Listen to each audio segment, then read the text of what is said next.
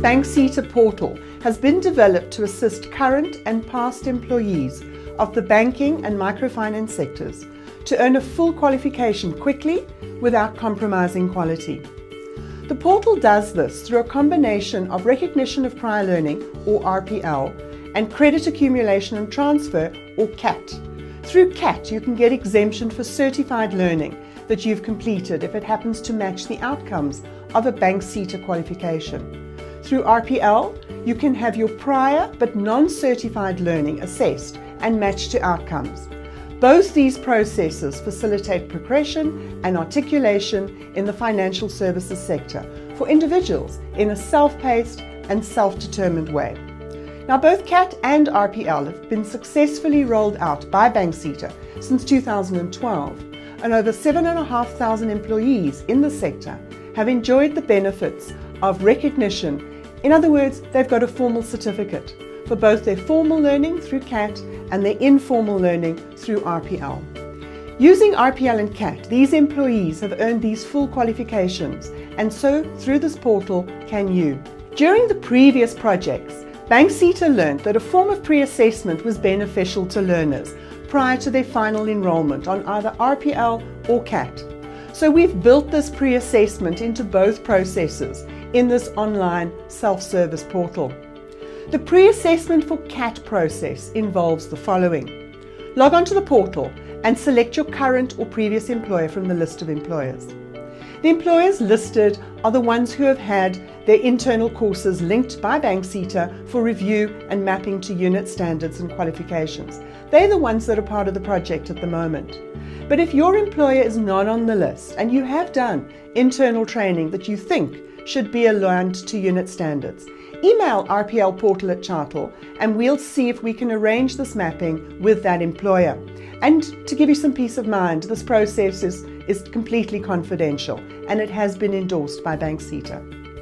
If you've worked for more than one employer, you can select up to 3 employers' courses. When you've clicked on the employer's name, a list of internal courses that have been mapped will appear.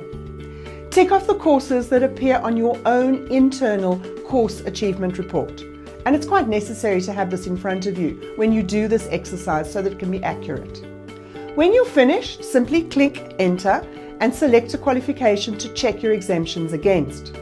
The portal will give you an unverified report detailing your exemptions achieved for the internal training that you've attended, as well as any other previous learning programs, such as your National Senior Certificate.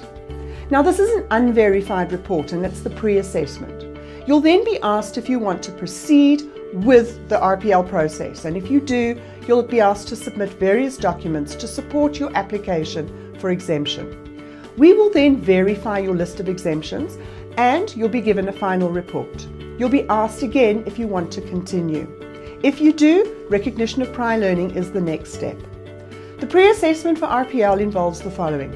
Again, you'll log onto the portal using your username and your password, and you might then have to give us additional personal information. Your exemptions that have already been granted through CAT will already appear there, and this is a way of verifying it. We'll ask you if you want to continue with RPL, and if you do, we'll ask you for additional information. Assuming you do wish to continue, a list of questions for the qualification you've selected will then appear on the screen. This is the pre-assessment. These pre-assessment questions are there to determine if you are a suitable candidate for the balance of the unit standards to get the full qualification. In other words, the ones you aren't exempt for. Answer the questions as honestly as you can. Remember, RPL is an assessment process and it assesses your current knowledge. So if you're not entirely honest on the self-evaluation, you could end up attempting RPL unsuccessfully, and this can be quite demotivating. If you don't have prior experience in a particular topic, say so. The result of the pre-assessment will be either you can RPL for the remaining unit standards to earn the full qualification, or you can RPL for some of the unit standards but would need to attend training for some. Now, the cost of the training is excluded from this portal delivery, so you would need to pay for it yourself or get your employer to fund it for you. The third option could be you don't have any sufficient prior learning to attempt RPL, in which case we recommend that you attend full training to complete the balance of the qualification. And again, the cost of that is excluded from the portal. You'll be asked if you want to proceed with the RPL process. If you do wish to proceed, you'll be asked to submit some additional documents to continue with the RPL process. The portal will then approve your application. If this is done, you'll be asked to complete a preparation for RPL e-learning course prior to selecting an RPL provider and actually continuing with the RPL. Now, we'd appreciate your feedback during the RPL process, so please let us know what you think and how you think the process can be improved.